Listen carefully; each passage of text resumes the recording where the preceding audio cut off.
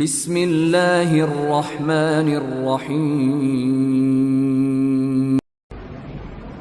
او د صحبت او دغه کینونت دغه مرګیتیا هغه اثر هغه متعلق یو عالم دا لیکلی دی او چې یو بزرگ تخپل زوی ملاقات ته لاړ او غزوی په یو مدرسه کې سبق په یو خانقاه کې یو ځای کې دیرو د دین تعلیم حاصلول لارې ورلو چېرې د خپل زوی سره ملاقات وکړ هغه زوی سره کمره کې نور طالبان هم اوسېده بیا په هغه کمره کې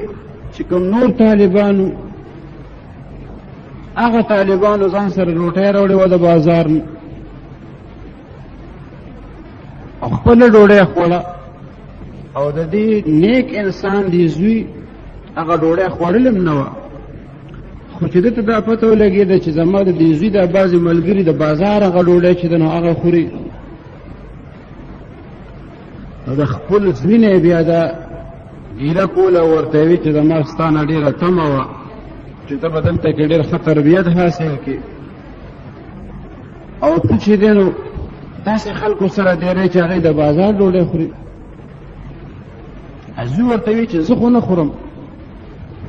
خو نور طالبان خوري زما کمره کې اوسېږي هغوی خوري ما خو چېرته دوی سره د بازار ډوډۍ نه ده خوړلې چې ته ما ته دومره غوسه شوې او دومره رانه خفې هغه پلار ورته وایي چې ما ته پته ده ما ته ستا ملګرو ووي چې دا ډوډۍ دی نه خوري خو زه تا نه خفه په دې یم چې کوم طالبان د بازار ډوډۍ خوري هغې طالبانو سره په یوه کمره کې ته پاتې کېږي نو یو ورځ به داسې راشي چې د هغې اثر به په تا باندې وشي نو زه په دغې باندې ویرېدم چې ته احتیاط نه کې داسې طالبانو سره په یو کمره کې اوسېږي چې هغې د بازار ډوډۍ خوري هسې نه تا باندې هغه اثر وشي او د صحبت اثر خو خامخا کېږي یو ورځ به داسې راشي چې ته به ورسره پکې شامل شي په دې درنه خفه یم بیا هغه عالم دې واقعي متعلق لیکي وایي چې دا خو څه دومره ډېره بدۍ خبره نه ده د نقصان خبره نه ده چې دومره زورنه یې پې ورکوله خپل بچي ته خو د هغې وجه دا وه چې دغه د بازار ډوډۍ بازار کې پخېده یو خو هغه خلک چې پخلی کوي یا اوړه غږي هغوی د صفایۍ هم لحاظ نه ساتي حرام و حلالو پته هم نه لګي او بله خبره پکې دا ده چې دغه ډوډۍ مخامخ پرتی او په لاره باندې قسم خلک قسمه قسم تېرېږي را تېرېږي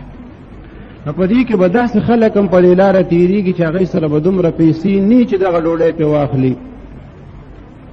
نو د هغې غزه ته به یو قسم دک رسي او پریشاني به ورته رسي چې ارمان دې ما سره دومره پیسې وي چې ما پې دا ډوډۍ اخیستې وي نو وایي کومه روټۍ چې د بل چا د دل آزارۍ سبب ګرځېدی شي د هغه ډوډۍ نه ځان ساتل پکار دی وایي دې وجې نه دغې بزرګ خپل زوی ته وی چې ته داسې خلکو سره په کمره کې اوسېږي چې هغوی د بازار ډوډۍ خوري نو د صحبت او د هغه تعلق د هغه ناستې پاستې اثر یي ځکه خو دغه مشایخو دومره احتیاط کړی دی نو الله جل جلاله دې ممکن د احتیاط دغه ماده پیدا کړي چې په خبرو کې هم احتیاط کوو چې داسې څه ونه وایو چې هغه خلاف شرعي او په غفلت کې راځي د ګناه سبب ګرځي غوږونه هم داسې استعمال نه کړو چې د الله جل جلاله د ناراضګۍ سبب ګرځي قدمونه هم داسې وانخلو چې هغې باندې الله او د هغه رسول صلی الله علیه وسلم موږ نه ناراضه کېږي او همیشه د الله تعالی نه دغه سوال پکار چې خدای موږ ډېر عاجز یو خدای دغه ښه صفات په خپل فضل باندې ته په موږ کې پیدا کړي یا الله د تقوا صفت د صالحینو صحبت د صادقینو هغه تعلق خدای دغه زمونږ نصیب کړي